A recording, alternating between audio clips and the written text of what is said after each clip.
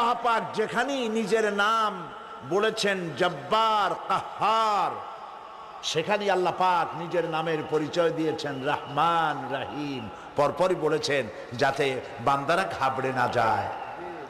যেখানেই বলেছেন জাহান্নামের কথা, সাথে সাথে আবার আল্লাহ পাক বলেছেন জান্নাতের কথা।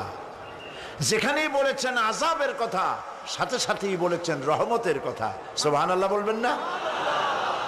আল্লাহ পাক বলছেন আমি মুত্তাকিদের জন্য বিরাট সাফল্য রেখেছি। মূল সাফল্য কিন্তু পৃথিবীতে না, আসল সাফল্যের জায়গা কোথায়?